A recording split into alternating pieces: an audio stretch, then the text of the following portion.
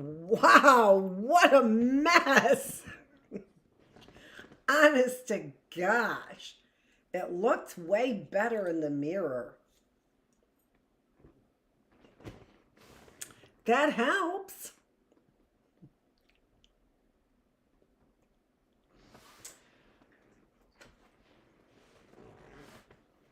Let's get to it. Have you seen my new bookmark? Not for this one, though, because you know I have this one. You know I have this old-fashioned one. So I can remind you about the welfare stats in about 1993. $150 billion were lost to corporate white-collar crime, tax evasion, and other white-collar crime. It cost us 81% of the $300 billion savings and loan bailout. Yet they're worried about $8,000 of welfare checks. Does that sound a little bit like that? You know what I think of Kristi Noem? And by the way, what's your education?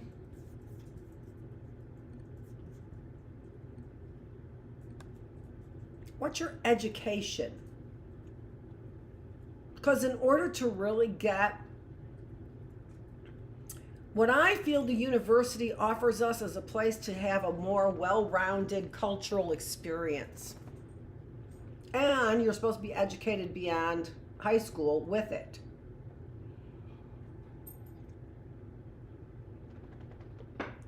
It really should be high school. Yeah. Yeah, I think so. Yeah. Speaking primarily, so we're on chapter 12, Revolutionary Renegades, Native Americans, Blacks and African Americans. I think that's what, or Black Indians and African Americans. I think that's what they, Native Americans, African Americans, and Black Indians. Got it. Got it.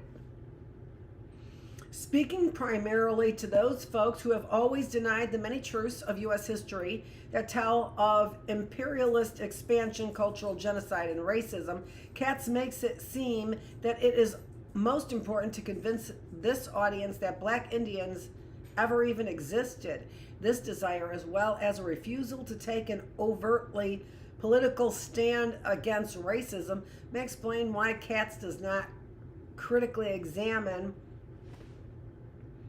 the ways white supremacy, as it is advocated by whites and by all groups who internalize racism, strategically orchestrate this ignorance. Institutionalized white supremacy puts in place structures for the dissemination of knowledge, whether elementary schools, universities, or the mass media, whereby all connections between African and Native Americans are erased and the knowledge of our shared history is suppressed. I'd have to say, good job on that part, because who even thinks about it as part of their schema, right?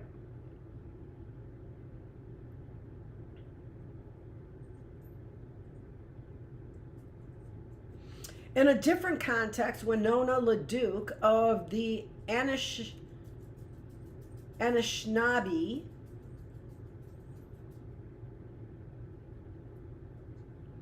Nation reminds contemporary critical thinkers that we must relearn ways of thinking based on shared sensibility. In her essay, Natural to Synthetic and Back Again, LaDuke reminds us that we are in this together. We must rebuild, redevelop, and reclaim an understanding analysis which is uniquely ours. Her words ring true in a context where we must reconceptualize and change the way most people think about the identity of Native Americans and all Black people, irrespective of our ethnic groups. Just as there are Native American Black people, there are Asian Black people, etc.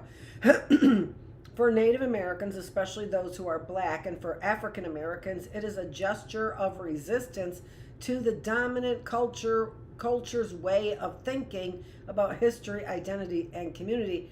For us to decolonize our minds, reclaim the word that is our history as it was told to us by our ancestors, not as it has been interpreted by the colonizer.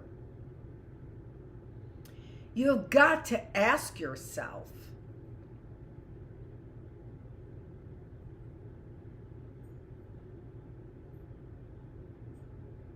what makes them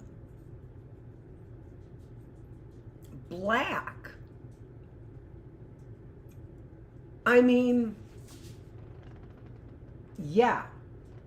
You have to ask yourself what makes them black, I think. Because I think that people understand that there are dark-skinned, very dark-skinned Native Americans. I think people understand that. You know what I'm thinking. And I'll just say it. I'm not embarrassed to say it. I mean, I am, because it could be racially charged. But that makes it a hair thing almost. And even with when you say, I had somebody who said this. I mean, so everyone had been drinking, and because we were in a bar, and it was that kind of, it was a Saturday night kind of bar. And she said, look at her hair, it's still curly back there. That's a piece of gum getting stuck in my dental work. But I had to get it out, and I did.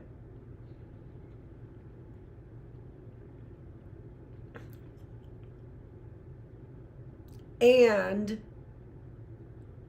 which I should just take out of my mouth, I know. And it just reeked of, she hasn't evolved to straight hair yet.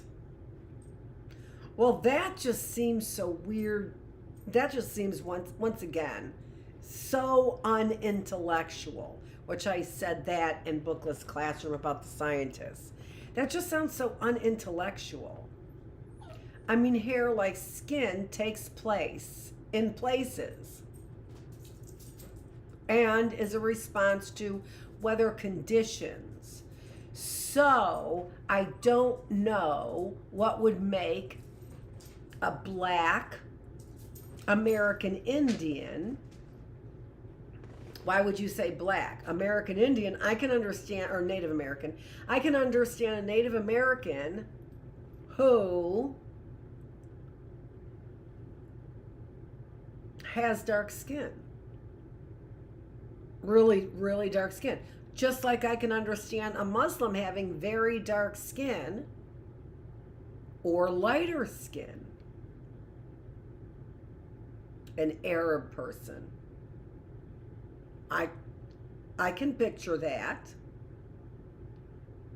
But they're different than Africans, who also go from light to dark skin. And a lot of my ability to tell differences is the hair, straight, curly, to what extent, and the eyes, round, squinty, to what extent.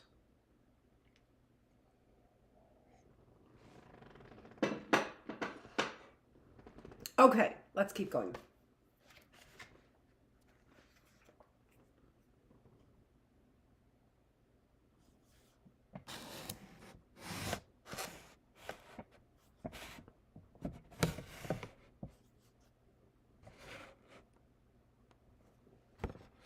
She's in my lap.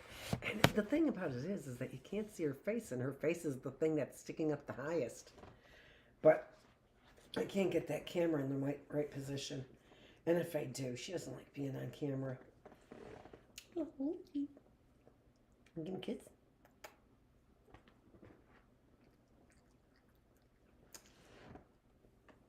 Yeah. Yeah. Mama, look. Yeah.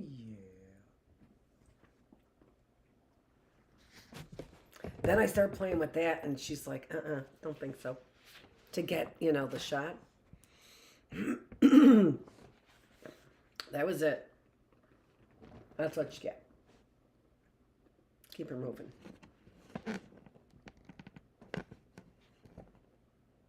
That's what I was like gonna get the book in the picture, but I'm not.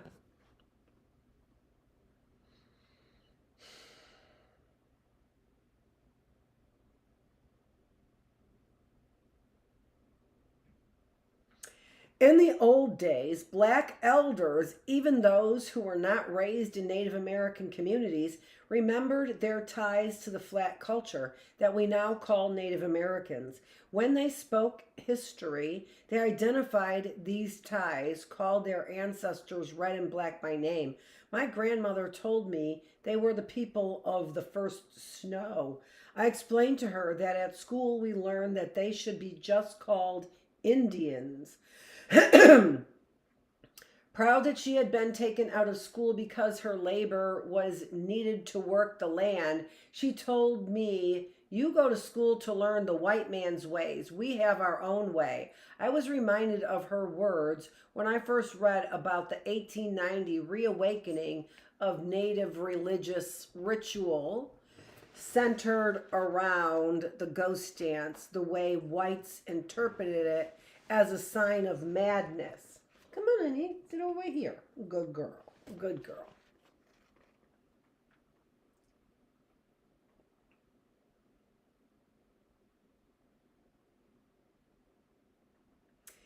Wovoka, a member of the Paiutes, had spread the message that the dead would come if called by dancing spirits, bringing with them the buffalo, and all that was lost would be recovered. When the Sioux began to dance in 1890, white government agents responded with hysteria, telegraphing distraught messages to the Commissioner of Indian Affairs. Indians are dancing in the snow and are wild and crazy. I have fully informed you that employees of the government property at this agency have no protection and are at the mercy of these dancers. It must have been truly shocking to racist whites that after experiencing grave genocidal attack, distant cultural rituals could be used to awaken a resisting spirit in a ravaged and devastated people. Even when so much was lost, Native Americans, like their African American counterparts, held to redemptive, life-sustaining visions. To understand fully, so that's what we do. When we don't understand something, it is a natural human instinct to, it's called it's a psychology of terrorism is what it is. Then what you do is you cling to your family values. Again, kind of like right before you start counting or you start evaluating your life, right? You get things in order, morally speaking, in this terrorist kind of mentality. It's where we start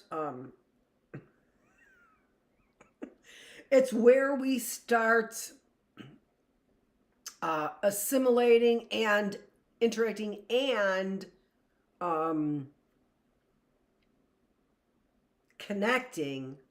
Such a hard time with that word. And connecting with people of other cultures, like a real deep connection with people. So you think about something like a terrorist attack, what that psychologically also does, which they could be studying like an intellectual scientist, rats in a cage as well.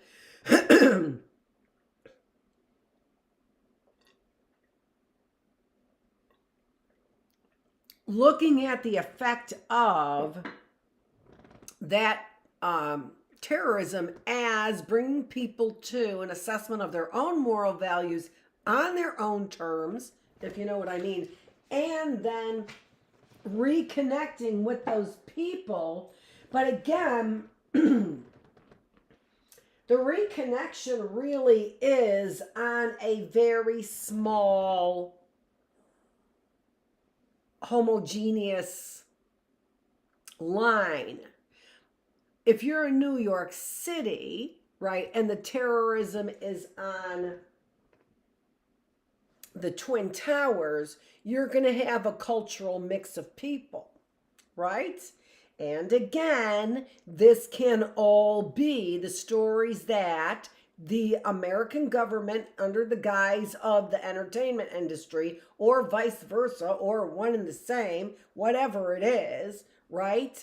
I think the entertainment industry thinks that they own the American government, and I think the American government thinks they own the entertainment industry. So you know how that goes.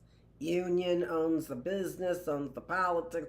Who even knows, right? And why you're not suggesting that the 1% owns everything and let's give it back to the people as you promised in the Constitution, since all you're arguing about is upholding the Constitution and who's doing it wrong. Let's make an effort to do that. So I put the book down. And then, of course, lost the major point.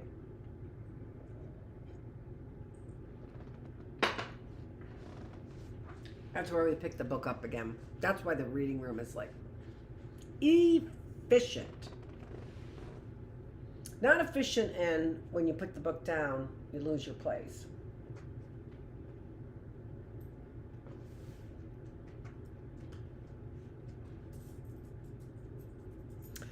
To understand fully how bonds with ancestors are broken, how our visions are lost, it is necessary that we name without shame or fear the way white imperialist racist domination and its ideological base, white supremacy, strategically work to sever bonds between Africans, African Americans, and Native Americans. So I was talking about the experiment of the terrorism. And by the way, that is likely not true. I didn't see it. Other people claim to see it, but those other people who claim to have seen it, I'm putting them on, skeptic vision. So, and also, it feels to me that in the background, cross my fingers, I hope this is it, my husband and sons were sent out to see what's true. Is there ice on the mountains or not? And I've said that before too, right? So what's the experiment, which is conducted and then being left in the hands for responsibility, right? There's the whole 3-card Monte going on at the top now. Before it was in the middle, now it's at the top, right? They were like, got rid of that middle, and now it's 3-card Monte at the top. If you know what I mean. So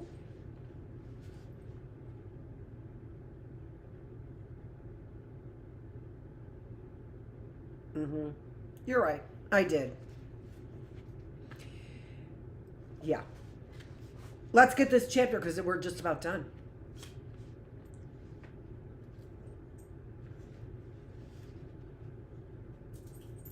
Yeah, and I like that. 2 historical moments, both shaped by white imperialism, generally affected the ties that had been established between red and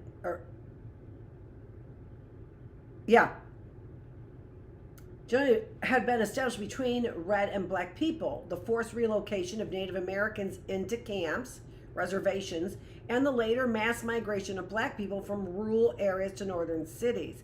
In both cases, ties with the land were to a large extent broken. Black people in cities no longer farming began to lose their reverence for nature. Southern rural ways of sharing oral testimony about the past lost ground. Sadly, since racist white people often ridiculed and mocked black people who gave oral testimony documenting Native American ancestry, black folks learned to hold their tongue on such matters. And wouldn't it be just ironic at the very most mellow of terms, the least sinister of terms, to say we're creating this, you're creating it for entertainment. That's what you're doing. for all your movie entertainment. You're creating the drama for all of your movie entertainment. And if it's not true and somebody reacted to something that's basically not true and you have no evidence for it, then you're at fault. And the only way that they were able to get anything on me is gibberish on a text after they drugged me and then kept wanting me to repeat certain things. And it happened more than once with the same person, Kathy Janice.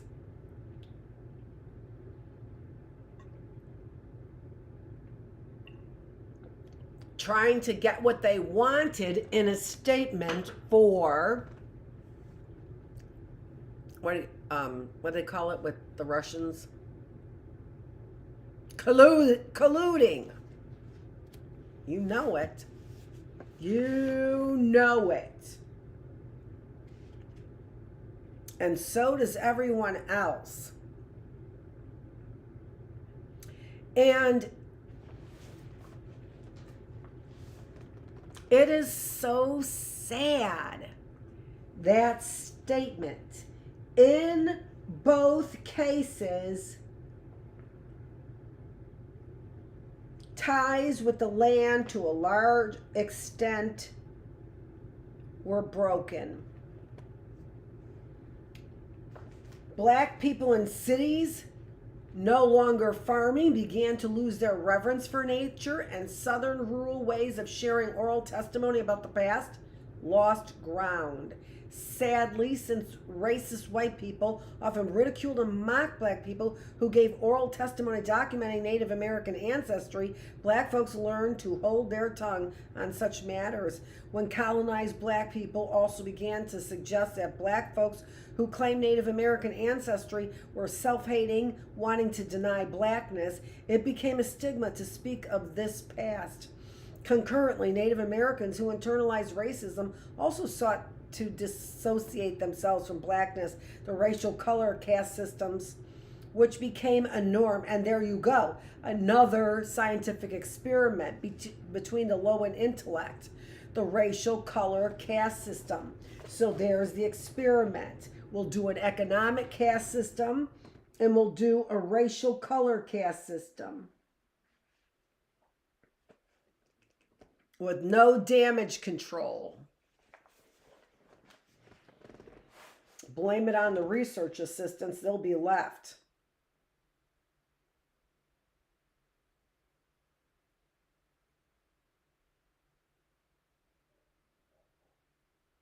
Which became a norm in black communities. The racial color caste systems, which became a norm in black communities, also were established in many Native communities, and dark-skinned groups were seen as inferior, ugly, etc. Even black-skinned Native Americans whose hair was a mixture of straight and coarse, like many of the Lumbee, did not want to be seen as black. Mass media representations of Native Americans have been a major colonizing force.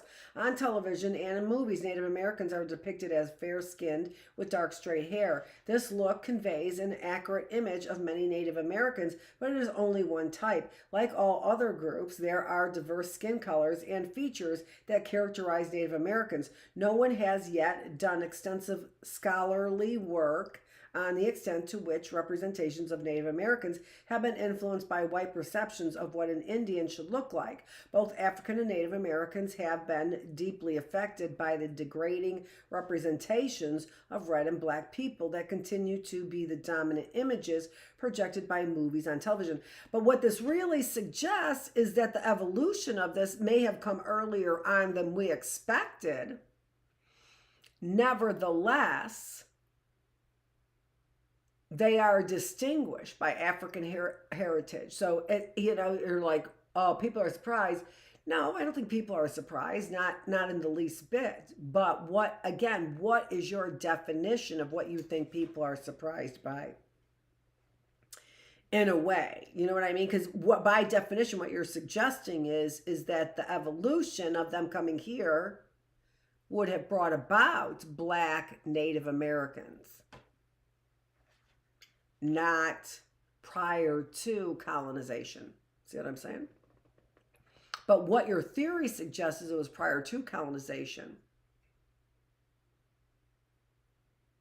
I think people understand the differences between very dark-skinned people, Pakistani, which are not Africans,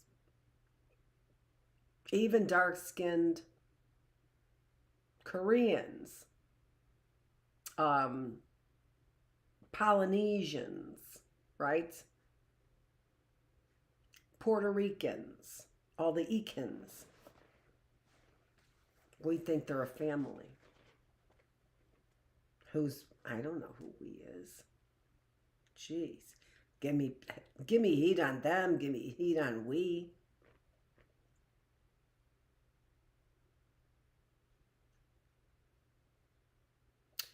Mass media representations of Native Americans have been a major colonizing force. On television and movies, Native Americans are depicted as fair-skinned with dark straight hair. No. Unless they were doing jerry curling it in the 80s, and that was not acceptable either. This look conveys an accurate image of many Native Americans, but it is only one type. Like all other groups, there are diverse skin colors and features that characterize Native Americans. No one has yet done extensive scholarly... Oh, Jesus Christ. How far do I have to get into a paragraph before I start recognizing it? During the heyday of Westerns on U.S. television, anyone watching saw spectacle after spectacle of white men destroying hundreds of Native Americans. No psychoanalytic studies have been done exploring the psychological impact on individuals, especially Native Americans, who suffered Holocaust and genocidal attack only to live in a culture where the major medium of mass communication reenacts this tragedy for entertainment.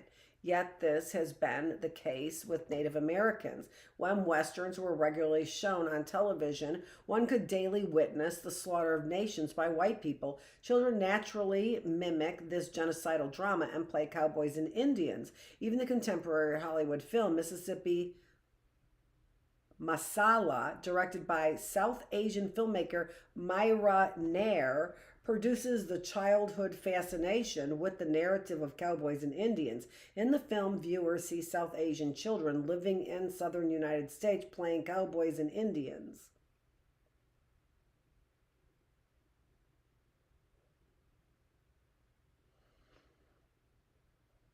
When I was a child, my grandmother taught me to identify with the people of the first snow, to recognize our shared destiny. Thus, my cowgirl fantasies. I knew that my frontier... I want to make sure I had all the words. My frontier mission was to protect Indians from the enemy, white man. However, this decolonized standpoint made it impossible for me to watch passively, without anguish or grief, images of native peoples in Westerns. Although it was presented as an alternative to Hollywood's traditional slaughter of native peoples, the movie Dances with Wolves was also painful to watch. Any viewer who recognizes that this slaughter is an ongoing tragedy, though it now takes different forms, cannot be entertained by these images. Globally, survivors of Holocaust, whether it be the Japanese who suffered nuclear attack, Jews and Gypsies in the Nazi concentration camps, or African slaves in the Middle Passage, found it difficult, if not downright impossible, to speak about the horrors they had experienced. While there is current interest in the way children of Jewish survivors are affected by the torture and persecution of their ancestors, there have been few attempts to understand how the horrors of slavery and the genocidal assault on Native Americans has affected the children of survivors. Since much racialized, and that still is true, because people stand and scratch their heads about why they don't like this system of things. Who would? That what justice would put somebody to death at the end of a rope and say that's justice? What justice would say that the union is just? See Bookless Classroom and our Reader's Digest portion of that. What union would say that it is just to beat up? That is law enforcement, to beat up union breakers, union busters, or not even busters. They weren't there to bust the union. They were there to make a living. Don't forget that.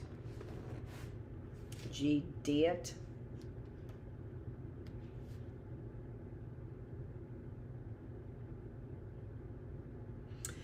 When I was a child, my grandmother taught me to identify with the people of the first snow, to recognize our shared destiny. Thus, in my cowgirl fantasies, I know I read this.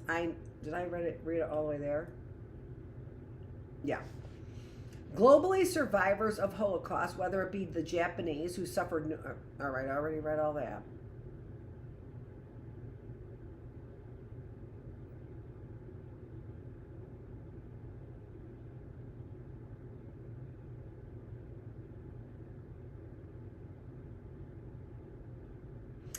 Often it is only the realm of fiction that this can be acknowledged, that is unspeakable can be named. Toni Morrison's novel Beloved seeks to acknowledge the trauma of slavery, Holocaust, the pain that lingers, wounds, and perverts the psyche of its victims, leaving its mark on the body forever. And this is also what I think about the tragedy of this combination of money, power, politics, and the entertainment industry.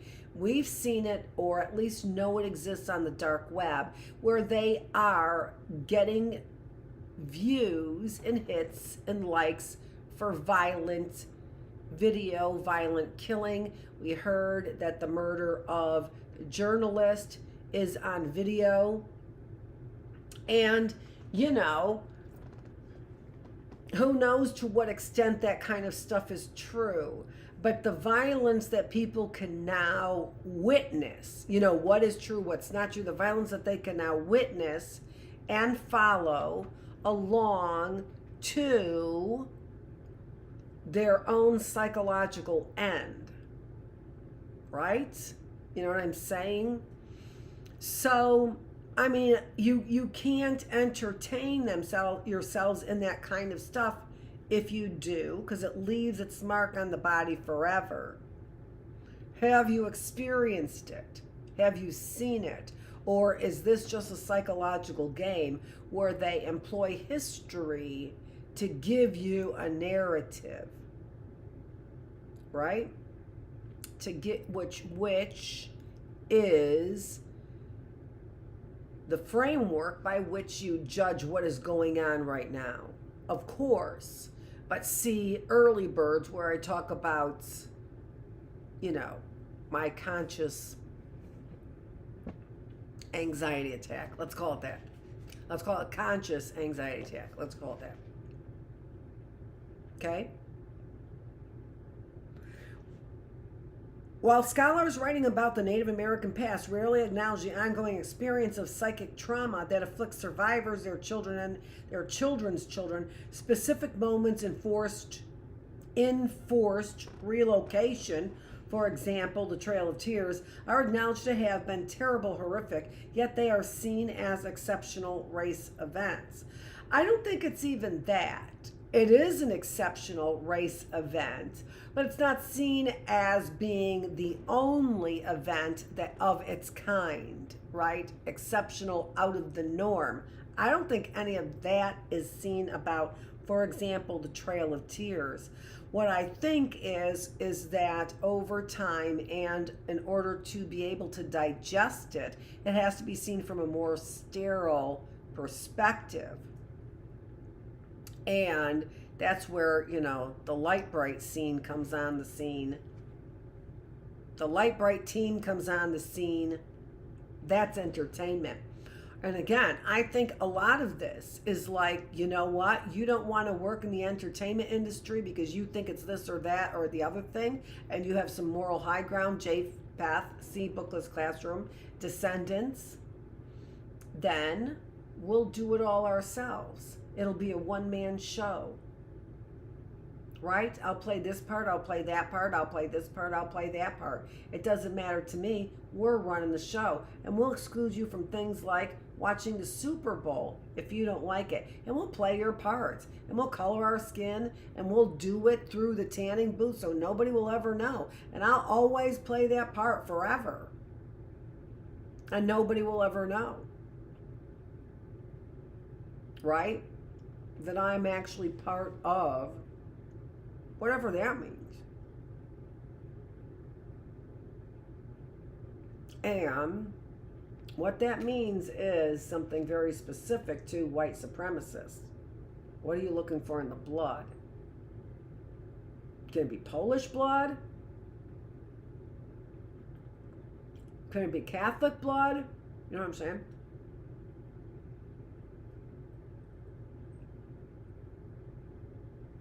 Trying to get the gum out of my dental work again.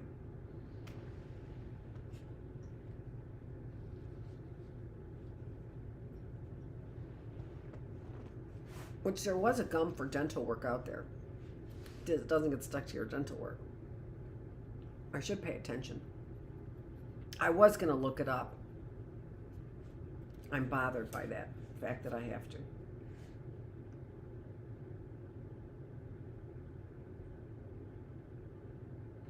All American history, as it is shaped by racist whites, seek to, the winners, right? So it's shaped by racist white. If you want to say the winners, they'll probably accept it more. But all American history, as it is shaped by racist whites, seeks to erase the horrors perpetrated against red people, ravaged by genocidal attack and invasion by white imperialist colonization. All Native American nations and surviving communities suffered. When retelling the past, the colonizer invariably minimizes this suffering. Theodora Kroeber's work, Is She in Two Worlds, is a perfect example of this tendency. Subtitled A Biography of the Last Wild Indian, the front cover of the first paperback edition is illustrated with a photograph of a native man, clear-eyed, no emotion on his face, framed against a light background, wearing a suit and tie. The back cover shows Ishi as he was when he was first captured by white people. This photo is placed against a dark background. He is shown with no visible clothing and an anguished look on his face. His eyes are nearly closed and his hair is unkempt. This dark-skinned native man was the only survivor of the white world's genocidal attack on the Yahi tribe in California. Witnessing the tragic death of kin and loved ones, Ishi's presence was a living reminder of the world before the coming of the white man. The visual text presented on the cover of Kroeber's book does not convey this tragedy. The story it presents is a contrast between Ishi as civilized and Ishi as wild man. When he was first imprisoned after wandering into the white town, he was called the Wild Man of Oroville. This cover affirms white conquest and domination and the wild man and his people, even as it laments via imperialist nostalgia all that was lost. Though the book tells of Holocaust, the back cover announces that it is a work that quote, combines the ghastly atrocity of the extermination of the Yahis with the touching and melancholy comedy of Ishi in San Francisco. Ishi's tragedy is reinscribed as an entertaining spectacle for the colonizing white imagination.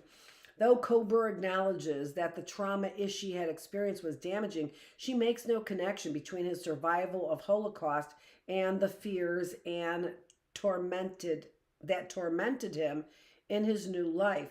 Attempting to describe Ishi's worldview, Kroeber writes, His aloneness was not that of temperament, but of cultural chance, and once early evidence of his sophisticated intelligence was his awareness of this. He felt himself so different, so distinct, that to regard himself or to have others regard him as one of them was not to be thought. That was not to be thought. I am one, you are others. This is in the inevitable nature of things, is an English approximation of his judgment on himself. It was a harsh judgment, arousing in his friends compassion, then respect. He was fearful and timid at first, but never unobservant, nor did his fear paralyze his thinking as it paralyzed his gesturing. He faced the areas of his total ignorance of the disparity between Yahi culture and white, and the knowledge that he could not begin from so far behind and come abreast. That was the end of what Kosher wrote. Reflecting the racist mindset of her times, Kober never acknowledges that the San Francisco world Ishi inhabited was not all white, that there might have been groups of people with habits of being and values that might not have seemed so strange and other as the white world. Kept as a living specimen in the San Francisco Museum of Anthropology, Ishi did not speak of his past. His silence was always interpreted by whites as culturally based. Quote, Indians, or parentheses, Indians, after all, do not openly express their feelings. It was never interpreted as a response to horrible trauma or as profound psychic suppression of the interest of survival, in the interest of survival. Had Ishi maintained the memories of the extermination of the Yahi community by white people by giving constant oral testimony, he might have been unable to live among whites with goodwill. It is not that Ishi did not remember. He never forgot himself or his history. He simply refused to share it. Such sharing would have mocked the intensity of his pain, would have made him complicit with his oppressors. For with what words can one describe to the white colonizer how they have ravaged and destroyed one's beloved community, one's most intimate kin? Ishi chose to hold his tongue, refusing even to share his Yahi name.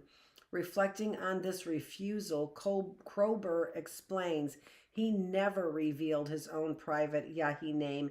It was as though it had been consumed in the funeral pyre of the last of his loved ones.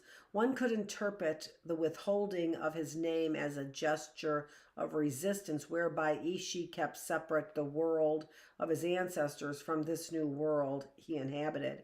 Imperialist nostalgia, exactly, which expresses itself as yearning on the part of the colonizer for the ways of life they have destroyed or altered, best describes the attitude of whites towards Ishi. In Culture and Truth, Renato Rosaldo suggests that imperialist nostalgia revolves around a paradox.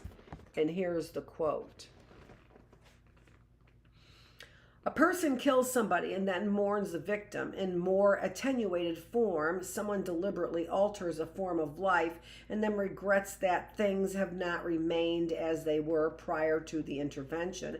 At one more remove, people destroy their environment and then they worship nature. In any of its versions, imperialist nostalgia uses a pose of innocent yearning, both to capture people's imaginations and to conceal its complicity with often brutal domination. Perhaps more intensely than at other time in the history of the United States, imperialist nostalgia informs contemporary thinking about Native Americans. While white people are more inclined to give expression to this nostalgia, other groups of people, including African Americans who have no knowledge of Native American history and struggle, also indulge in simplistic, nostalgic romanticization. They know only what they represent that appear in mass media. They know only what the representations that appear in mass media show them. Before mass migration to the urban north, before racial integration, much African American history, particularly family history, ancestor acknowledgement, was shared through oral testimony and storytelling by elders who often could not read or write. And see, this is the scientific experiment as well. We don't believe that they feel in the same way we do. So under pressure conditions, we're going to see, oh, and it's such valuable information, how humans interact when there's pressure conditions. And what if we made those pressure conditions only psychological conditions and not actual physical conditions? What if we did that? These elders kept alive the memories of bonds and ties with Native American cultures. They were proud of those connections, even though that pride was at times evoked to mask shame about African American heritage, about blackness. This contradiction does not alter the realm that the two groups intermingled. Living in Oberlin, Ohio, and teaching at the college where Wildfire, aka Edmonia Lewis, studied, has been an inspiration for me to write this piece, as she grappled with an intensive white environment that was not able to fully respect her artistic ambitions or her desire to remain in touch with the Chippewa world of her mother and the African American world of her father. I'm going to be right back. It's drying here and I need something for my eyeballs. And plus, I'm going to actually use the restroom really quick as well. So let's get some, be back in a minute. Oops. And let's get some music.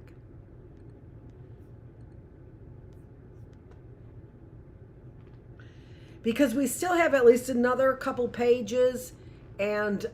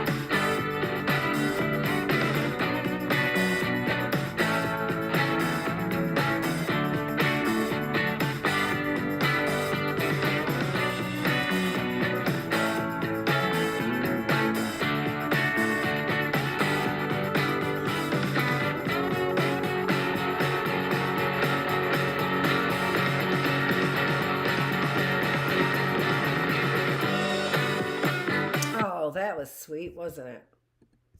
Love that music. Thank you, Apple Music, for the free music that I can use on my Be Right Back. I appreciate it. Okay. Few contemporary black people speak publicly about the need for political solidarity between Native Americans and African Americans that would emerge from an understanding of a shared history and destiny. Instead, the two groups are often perceived by whites and perceive themselves as having no common interest or basis for shared cultural bonding. When I was a girl, my grandmother talked to me about Native American culture. Change your volume for a minute. That's so irritating.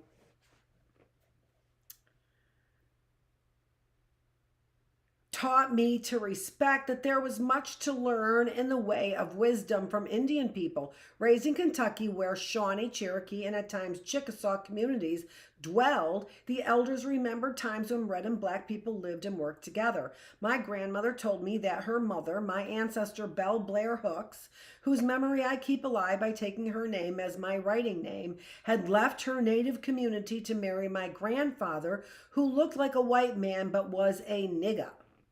In quotes, Nigga, telling me stories about the way Black Bell Hooks fused her ways of living in the world with black traditions. My grandmother talked to me about the spirits that reside in all living things and the need to respect those spirits. She talked about hunting and planting, about quilt making, about the respect we owe the dead. I'm getting my embroidery machine today. I can talk to you about ancient ways of Dr. Feravich making quilts. Since I have an older machine, it's considered vintage. What's not? Hold on.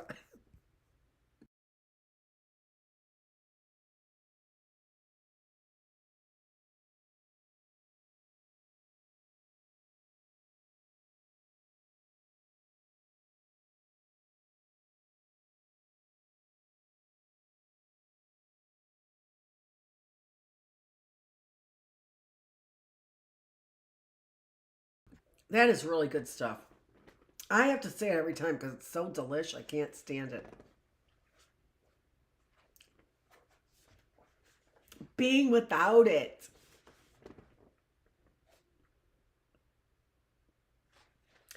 I learned early not to repeat these stories, not to come home with my head full of nonsense for fear that our visits would be limited. In her special room, there was a framed reproduction of a native man sitting on his horse at the top of a mountain, his arms spread out towards the sky, his head uplifted. The image conveyed harmony, a oneness with nature, and the power that comes to us when we stretch out our hands in supplication.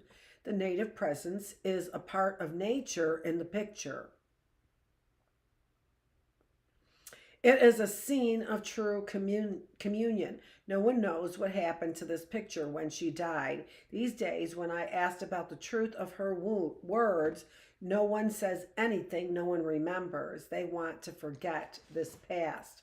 Within white supremacist capitalist patriarchy, forgetfulness is encouraged. When people of color remember ourselves, remember the myriad ways our cultures and communities have been ravaged by white domination, we are often told by white peers that we are too bitter, that we are full of hate. Memory sustains a spirit of resistance. Too many red and black people live in a state of forgetfulness, embracing a colonized mind so that they can better assimilate into the white world.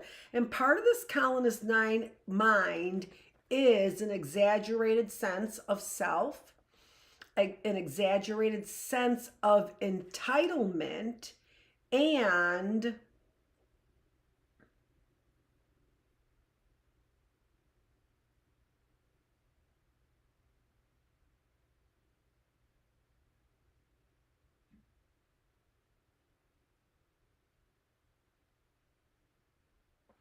what was I going to say?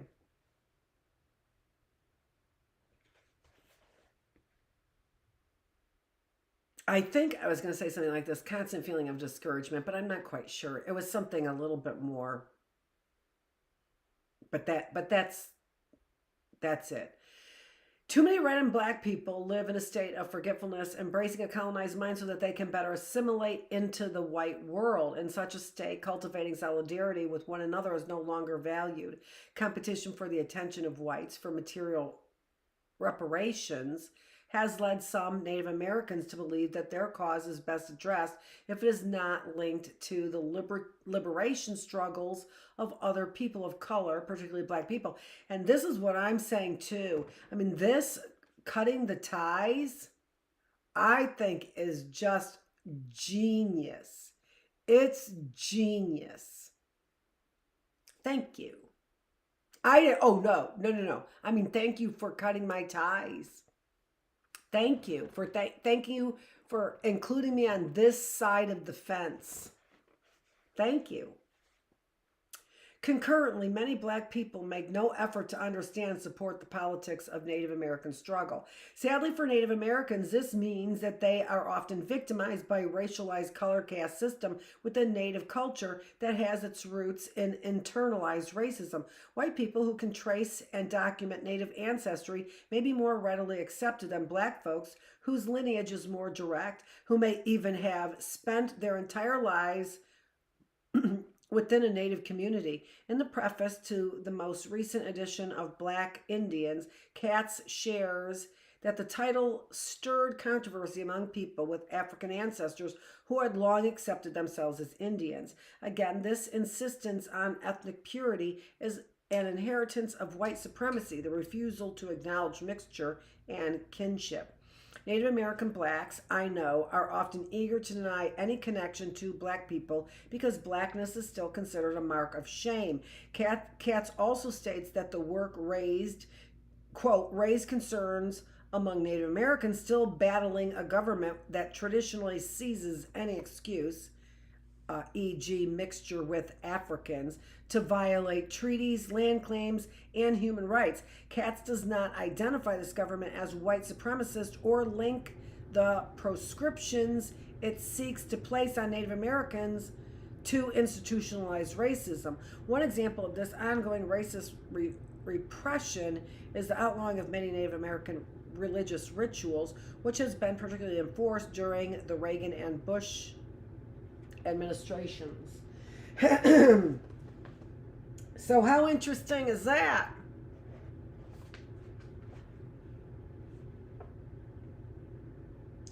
Outlawing of many Native American religious rituals, which has been particularly enforced during the Reagan and Bush administrations. You know what that means too? Then they don't get their hands on religious funding. You motherfuckers. Yet the U.S. government puts in place a bargaining structure that demands that Native people do not demonstrate allegiance, solidarity, and kinship with other non-whites. Despite civil rights movement and changes in the nature of racial apartheid in the United States, white supremacist thinking continues to inform and shape the way most people think about race, ethnicity, skin color, and identity, and hasn't really gotten better as far as the big fascist movement. Acknowledge that, Bill Maher. It's time to acknowledge that there's a great big fascist movement in this country, and your signaling is not helping things.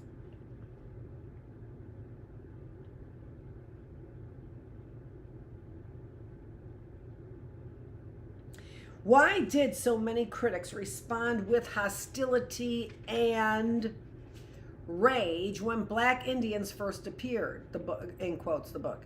What stake does the collective culture have in the continued denial of connections between red and black people? Why do people doubt that Native American black people exist, that many African Americans have similar ancestry? Apparently, most people can accept that black Buffalo Soldiers existed and fought alongside of the U.S. government against Native Americans, even if such soldiers were a very small group, just as there were Native Americans who owned black slaves who were complicit with maintaining white imperialism. The Buffalo Soldiers aided the extermination of diverse Native American communities. The fact that Bob Marley's song Buffalo Soldier could have could have a transnational popularity indicates public acceptance of this reality. Marley's lyrics declare, quote, "If you know your history, you will know where I am coming from, and you would not have to ask me who the hell I think I am. I'm just a Buffalo soldier in the war for America." End quote. What is unthinkable is that the very Native people who bestowed the title Buffalo Soldier on black men who fought against them were very possibly given Native American reverence and respect for the buffalo, according their black opponents a recognition and respect not given their white enemies. This would suggest a historic sense of solidarity between African and Native Americans. Just as we should not celebrate slave-owning Native Americans, even though they were likely to be less harsh than white owners, we should not celebrate the Buffalo Soldier, even as we acknowledge the forces that drove African Americans to participate in white imperialist wars of extermination. My complaint is simply that these acts tend to be focused on more than the gestures of solidarity between red and black people, because they do not only deny our connections, but implicitly justify white domination by making racist exploitation appear as a universal human behavior. Yeah. And that's what science does. Evolution says we exploit the lower. That's exactly what evolution talks about. Exactly just that. My complaint is simply that these acts tend to be focused on more than gestures of solidarity between red and black people, because they not only deny our connection, but implicitly justify white domination by making racist exploitation appear as a universal human behavior. Putting this potential terrorist in this surroundings over here, we've got a list like a mile long on her that you know they've been accumulating on me and their purposes for doing so. So sitting over here in your exploitation of me, making it look like an act of heroism on the part of national security. When black Buffalo soldiers slaughtered Native Americans, they were slaughtering a part of themselves. This history is important to remember, for it reminds us of how easy it is for the colonized to be co-opted, to compromise in the interests of material survival, to forget themselves. Hence, we see white supremacists who have, done some white power handshaking with African Americans. The red and black history, which shows both groups acting in complicity with white domination, is often far more widely known than any facts documenting solidarity. When solidarity between red and black is declared, when we celebrate shared history, we are most often asked to prove that such connections exist. There will never be enough proof, enough documentation, since so much data has been lost that can never be recovered. The need for proof must be interrogated, however. Often it is the voice of the biased and prejudiced who demand proof. What really changes when racist minds read Black Indians and find documentation of bonds between Native Americans and African Americans. Sandra Sharp's short film, Picking Tribes, depicts the confusion and anguish of a young black girl who longs to identify with both her Native American and African American ancestry. When she tells a group of little black girls at school that her ancestors are also Native Americans, they demand that she prove it. The burden of proof weighs heavily on the hearts of those who do not have written documentation, who rely on oral testimony passed from generation to generation. Within a white supremacist culture, to be without documentation is to be without a legitimate history. In the culture of forgetfulness, memory alone has no meaning. As red and black people decolonize our minds, we cease to place value solely on the written document. We give ourselves back memory. We give ourselves back memory. We acknowledge that the ancestors speak to us in a place beyond written history, poetically evoking the insurrection of these subjugated knowledges. In her most recent novel, The Temple of My Familiar, Alice Walker uses fiction to create awareness of the ties between red and black people. When a black woman character is asked why she loves Native Americans, she responds, quote, "They open doors inside me. It's as if they're keys to rooms inside myself. I find a door inside, and it's as if I hear a humming from behind it. And then I get inside somehow with the key the old ones give me. And as I stumble about in the darkness of the room, I begin to feel the stirring in myself, the humming of the room, and my heart starts to expand with the absolute feeling of bravery or love or audacity or commitment," right? Rock on, Alice. "It becomes a light, and that light enters me by osmosis, and a part of me that was not clear before is clarified." And that's why my experience of, for example, 2 chocolate-covered breasts in a bakery is going to be different than yours, but it does not make it any less deep or meaningful for people who have the similar experiences of mine. Go back to chapter 1 of this book.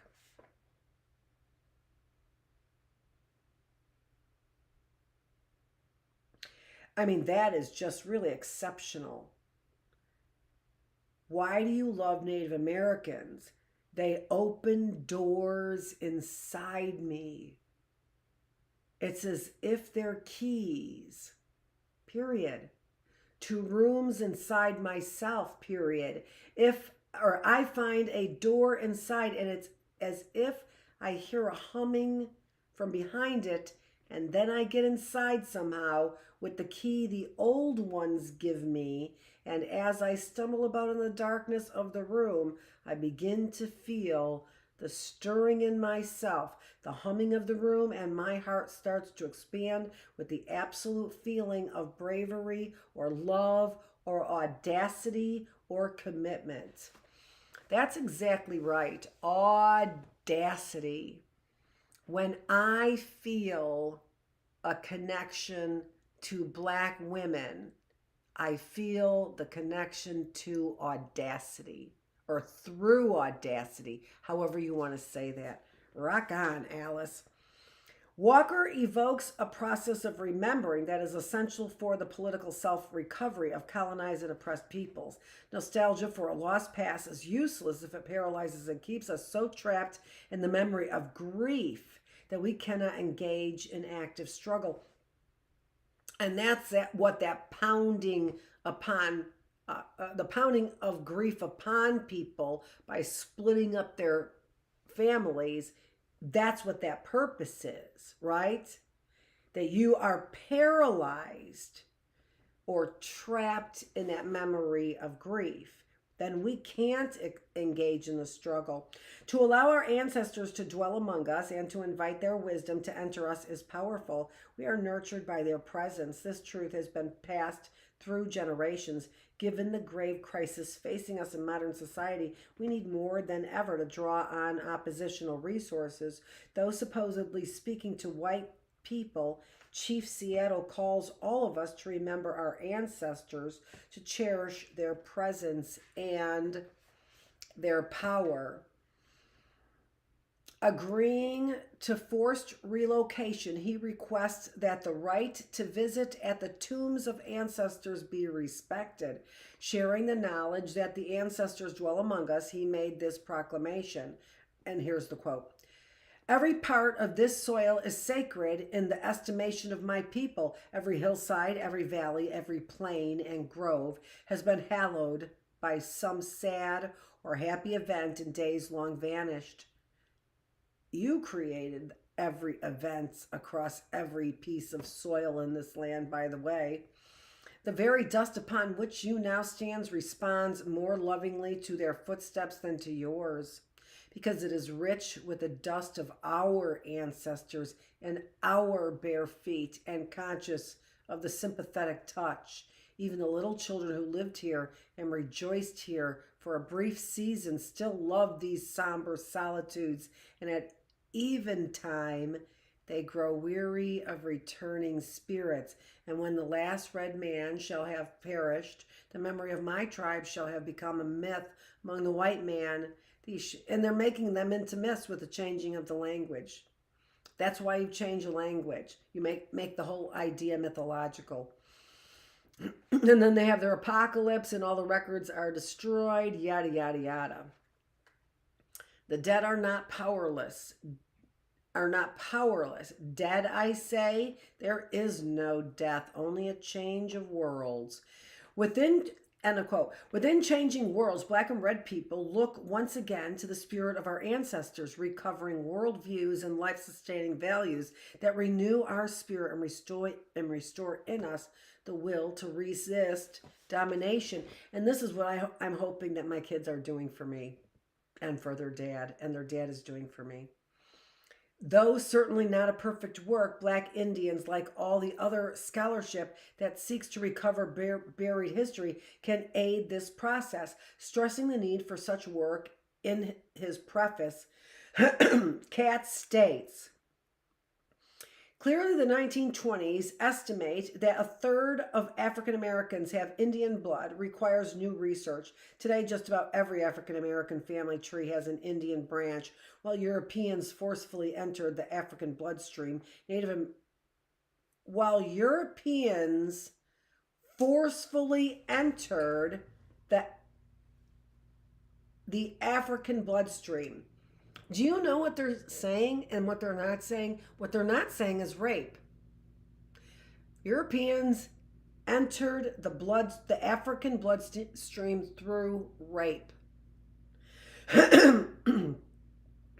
While Europeans forcefully entered the African bloodstream, Native American and Africans merged by choice, invitation, and love. This profound difference cannot be understood, and it explains why families who share this biracial inheritance feel so much solace and pride. Celebration of shared history between African Americans and Native American will have lasting impact only if it is linked to efforts to construct and maintain ongoing political solidarity. We affirm the ties of the past, the bonds of the present, when we relearn our history, nurture the shared sensibility that has been retained in the present, linking these gestures to resistance struggle, to liberation movement that seeks to eradicate domination and transform society. Power. That is like whatever. Fill in the blank. Power. That's it. That's it for our book. We have completed another book. We are amazing in the reading room. Have you ever gotten this much reading room? Have you ever gotten this much reading done in your life? I haven't. I have not ever gotten this much reading done ever in my life. Join me for every reading room and you will be so proud of the reading that you get done. Purchase the book and you can follow along, and that will help your reading skills. This is Dr. Annette Feravich. We have skills for everybody, though. That may not be your thing. Do you listen well? This is Dr. Annette Feravich. It's January 29th. We have just completed another 3 days on. How can this just be like easy peasy, lemon squeezy? It is day 305, and every work and every deed we here in the classroom try and make sure we are keeping strong our classroom motto, that we are preserving human liberation, human liberty, and human dignity with every word that comes out of our mouth. Occasionally we have to, roll around in the mud a little bit to get our human dignity on track. We're doing it. We're building it, no matter. No matter who's against us. No matter if that phlegm takes over my life or not. It does not. It does not. It does not. Dr. Annette Feravich here in the classroom. Thanks so much for joining me as we bring a healthier mind, body, and spirit to what's our audience today? Oh, 7 views today. Oh, that was so spectacular. Thanks so much for joining me. I appreciate it. I'll see you on the flip side on Tuesday.